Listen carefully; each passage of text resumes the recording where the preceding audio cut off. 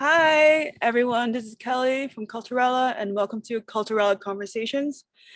Right now, I'm with Diana Lizette Rodriguez, and we're going to talk about her works and her upcoming book and her workshops in Colorado. So, welcome to the show. Hello. Hi. Happy to have you here. Yeah, thank you, Kelly, for having me here. Yeah, we love your work, especially That Which Burst Out. Can you talk about what does it mean for you? What the process of making a film, let's say? Yeah. So That Which Burst Out, I made in the beginning of the year, and it sort of has been a collection of images that I started last fall. I think I started in September, and I just started thinking about the body in such a way that I had taken a class at Naropa and got into several conversations about the body with many writers, but one of the conversations led to my teacher leading me to the differences between writing with the body and writing about the body. And I felt like most of the years I wrote about the body, but wasn't writing with it. And so that kind of got me thinking, and I was like, okay, well, how do I start writing with it? And what does that really mean? And how does that move through, my own personal growth as an artist? And how can I get into that space? Definitely. Yeah, so I think I started collecting images for that and started painting bodies, started writing about the body, still not with the body, and recording film images of myself. And it was very interesting because I know there are several scenes and and That Which Burst Out, that there's like recordings of my chest, and that was something new for me that I've never really explored or like. And I know there's some images that are really being covered, and so for me that was like a new thing to like film this nudity of myself that I think was needed in order for me to come into like my body image and like and be inside my body and displaying that for other people to see. And at the same time I still kept like, I know within the film I cover it with a white block, which the block has a lot of meaning to it as well, but there are still parts of me that wanted to be censored during that, but I needed to explore like what it was to film myself naked. Yeah, I don't know. Yeah, I feel like corporeality is such a theme for me when I watch that film. In a way that you're interesting how your teacher said writing with the body as opposed to rapping about the body, because in a way I was reading your text, I kind of feel like the body's also like it's capitalized, and bodies becomes for me another object that exists outside yourself as a writer. So I kind of find it interesting that how you and the body have a conversation as if like the body's personified, and you're kind of like having two subjectivity within oneself, and I think that's really interesting. And yeah, I really like that. Yeah, I felt like to start writing with it, I had to separate myself from it, which was a very interesting experience. And I think I started thinking about it as like an object and being subjective in the sense too of like being something that outside of me and not part of me.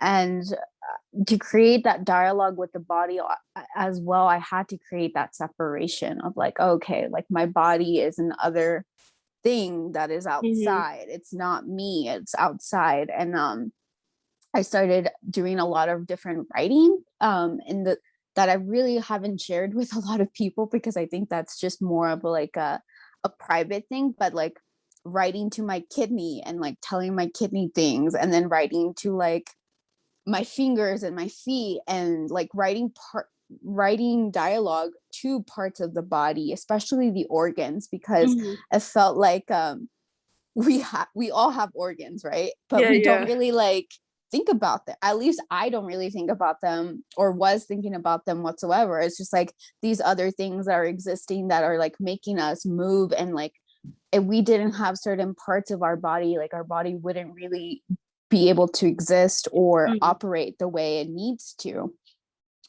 So turning it down to like a very like micro level of like, oh, talking about your blood, talking about the cells that like operate because they need to. And yeah, there was just, in that sense, I really needed to like separate myself from it. Yeah. In a way, I feel like with separation, I feel like kind of somehow it's kind of reflected in your editing. It's kind of not flowing. It's for me spontaneous. Can you talk about what's your process of transferring script to video to a film eventually? Yeah. So I knew that when I wrote That Which Burst Out, that I wanted to like make a movie or make a film about it later on. And I really didn't know how that was going to happen. So I basically, most of the films that I've made, I gather collections of films for like months. Like I just like record things and I don't really know exactly when they're going to be used in a film. So That Which Burst Out was a collection of those things. And I kind of slowly like go through all my files of videos, and I'm like, I select which ones feel right and what images I would like to go along with these like phrases and poetics and dialogues. And then I kind of just decide that, okay, this image is going to go whenever I'm saying this, or this is. And so there is some structure to it, but at the same time, there's a lot of like spontaneous like mishaps that happen. Like the white block I was was about to ask you that. Yeah, like that it's was a just like complete accident. wait, what do you mean? In the sense that Okay.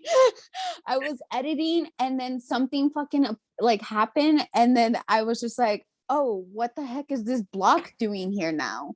Like I was trying to articulate this, like I was gonna start putting words into, and so I was trying to create like a text block, but then my words weren't like really displaying in a way that I wanted them to. So I was like, why? I wasn't liking the words. And so then I was just like, okay, but I really like just this white block. Yeah. And I just like was like, okay, well then I'm going to play with the white block, and I'm going to keep the white block in certain scenes and just let it kind of happen. So because I wasn't enjoying the visual text, because I wanted to include phrases from That Which Burst Out like physically there to be read, I there was something about it that I was just like, no, I don't like this. But then the white block kind of just stayed, and I was like, I like the white block, and no words are needed in order for me to like, yeah. So it was a complete accident to have the white block for the film. For me, it's kind of like I really thought it was intentional. For maybe in some way it is like maybe Yeah. but for me, Yeah. like I was looking at a film, everything is a bit like spontaneous. I feel like the presence of the white cube kind of grounds me as a viewer, like grounds me more, and then like I feel more stable because like you're in the poem, you talk about your palpitations, your sweating loss, like really visceral word. I feel like I'm also like with you, like having like a heart attack, and that kind of white cube becomes like a object of I don't know what's the word, comfort. Yes. Yeah. Yeah.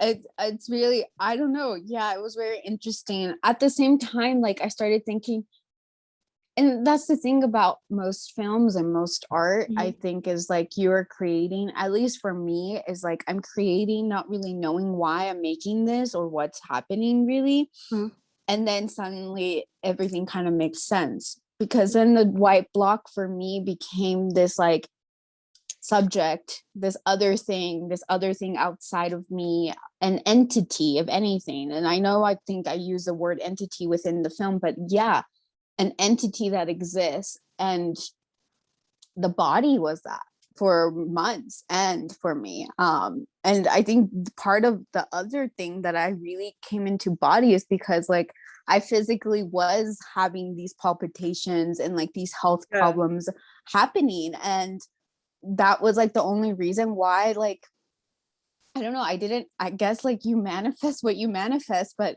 it really got me into my body. And I think being sick and having to go through this whole process of like palpitations and sweating and like not really know what's going on with you, but not feeling okay, really was the reason why I started writing with the body. Yeah, definitely. Mm, I want to yeah. move on in a bit to Ruinas a bit. Yeah. Like I also, and also I remember we were chatting earlier in a week, you were talking about your grandmother and rituals. And for me, Ruinas has such a sequence and rhythmic sequence. And I really like, I was reading the manuscript for the video too, and I really like to change it from Spanish to English. It's like the language changes like a pendulum, you know, it's like kind of hypnotizing. Mm, I was wondering how this video came about again, and then yeah. yeah. Yeah.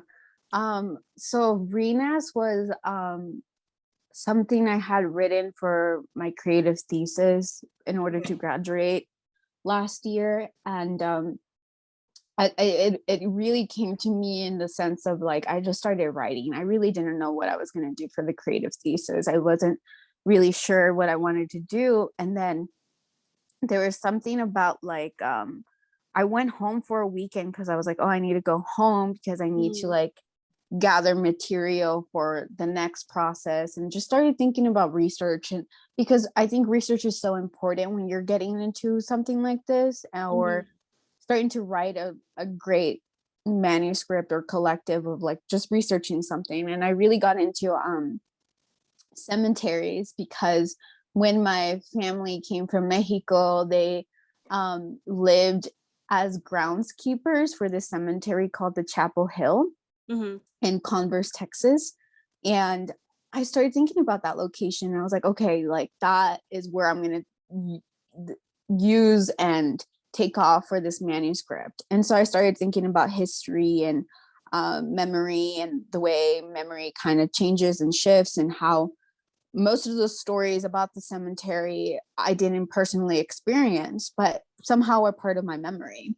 And so I use Renas as a vehicle for that, is like using these memories that aren't mine, but somehow are and are given to me to write the manuscript. And then slowly from the manuscript, because I mean, most films are coming from manuscripts and poems and stuff. And um, I was like, I wanted for my creative thesis and performance, I was like, I told my teacher and my mentor that I wanted to do a film as my presentation. But then COVID happened. And then she was like, okay, well, do you still want to make a film? And I said, no, I don't want to present my thesis in this way. And, but I still had classes to take over the summer. And slowly there was something about the summer writing program that I had to do that just made me decide to make that film, regardless of if I was going to show it to anyone or if I was going to present it as my thesis at all. And it just kind of came also naturally of like archiving all this film footage that I've had since 2019. There's some scenes from protests that I went to at a ICE, at an ICE detention center here in Aurora, Colorado. And it was a very interesting protest, but it was very not shocking. I don't think shocking is the right word for it, but illuminating in the sense that they took down one of the flags and they put a Mexican flag up in the flagpole. In And so Colorado. in Colorado, they removed the American flag and they put the Mexican flag up as a sign of protest in outside the detention center. And I was filming that and I recorded that, and I was like, wow, this is very interesting.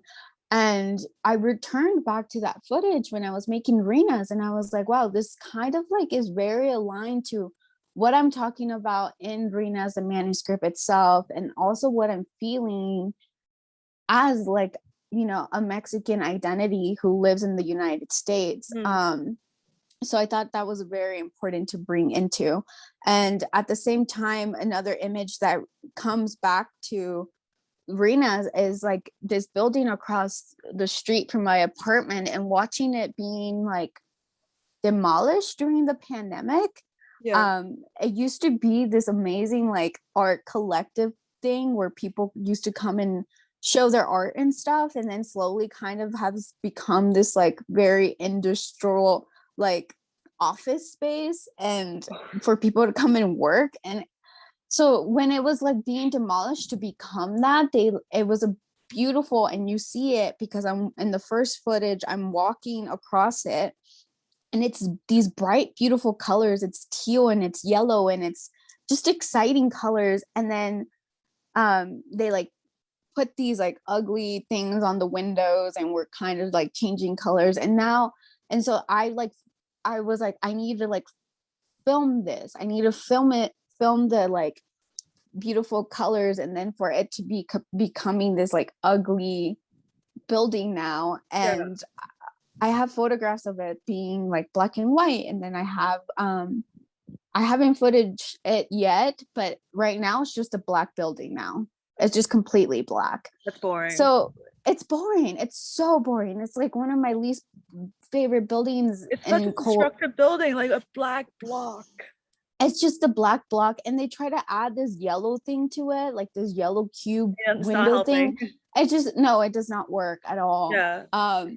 So that also emphasized though like this idea of ruins and this idea of ruinas, because the word ruins came to me when I'm thinking about San Antonio, and I'm thinking about memory, and I'm thinking about those places of childhood that used to be so significant but slowly have been demolished and have slowly become ruins. And places that I don't visit anymore, or places when I visit is just gravel or something that doesn't exist. And so I think photographing and filming that building across the street also emphasized that idea of something that doesn't exist anymore. I definitely can relate to that, being from Hong Kong. Every time I go back, it's not, my favorite noodle shop's not there anymore. It's another mall, another Chanel store, another thing that like all the architecture is gone. It's just a big gray block of building. It's it's really depressing. I really understand. Like Hong Kong, it's a ruinous. I want to close by, I know you have a lot of things coming up, so if any of our viewers are in Colorado, America, I would definitely recommend. So I heard you have a workshop coming up, so can you tell something about that? So the workshop that I have, I'm teaching next Friday and Saturday, and it's going to be from 9 a.m. Mountain Time to 1 p.m. Mountain Time. The idea of the workshop, because I'm such a huge text and image person, is I'm asking the participants, and it's going to be in Spanish, so it's mostly Spanish participants, or if you speak a little bit of Spanish, because I'll also do Spanglish as well. But the idea is to have the participants come with an image of the past, an image of their lineage, an image of history, an image of them, an image of their grandfather, an image of the past, and write about that image. And I'll be asking certain questions that would be like, if you're in the image, what color, what smell do you remember the most of that day? Like, what memories do you still carry from that day? And then from there, I'll share some text of like one of my favorite authors, Norma Icantu, who really got me into text and image. And I also will ask participants to like go take photographs and write about those present moments, and just work through this idea of memory that I'm so interested in when you're looking at a photograph, because that photograph carries something. We captured that moment for a reason or not a reason, and it carries something. So that's going to be my workshop next week. if anybody is interested, they could email me and ask anything. I know I'm going to post some things on social media about it as well. Yeah, so that's next weekend. And I heard you have a press called Sour Patch Press, and I know that you have a book coming up with your friend Ryan called Alicia. 6 Alicia. Yeah, Alicia. Yeah. So Alicia. Yeah. So I started a press with my friend Ryan Anders, who is a MFA graduate from the Jack Kerouac School of Disembodied Poetics here in Boulder, Colorado. Yeah, so we just finished our first publication called Alicia, which is a manuscript that I wrote in one night. And I basically was going through all my manuscripts because we were like, we need to start publishing something soon. And I was going through all my manuscripts and I was just like, okay, well, this sounds great, you know, and I have so many that could have been published, but then I couldn't. I was like, I need to write something completely new, something completely not, you know, that I know well or anything at all. And so I wrote it in one night, edited in one night. The next day we were both and Ryan's little cottage kind of already like printing new books and hand binding everything because it's handmade. Everything's handmade. Wow. Yeah. So yeah, we made like 52 copies that weekend and essentially have 250 copies out. And are, you know, sending it out to people and all over the world and selling copies here at local bookstores. We're having a chapbook release August 28th. If anybody's in Boulder, Colorado, wanting to come to that at Trident Cafe bookstore. And yeah, if anybody's interested in buying a copy or wanting any more information, they could email us at sourpatchpress@gmail.com and follow us on Instagram, Press Sour Patch. Yeah. And if any of my listeners also want a copy, I understand it's $15 to $30. $15 to $30 on a sliding scale. Sliding scale, yeah. Pay what you can, 15 to 30. So if any of the listeners want a copy, they can also DM us at Culturala. And yeah. And would you like to promote anything else? No, I don't think anything else, but I'm very excited about the fall and art making and connecting with you guys further because I think a lot of great things are happening. Everything's opening up, everything's happening, connecting through different content. So yeah, thank you, Diana. Yeah, thank you so much, Kelly, for having me. Thank you. Bye. Bye. Have a great day.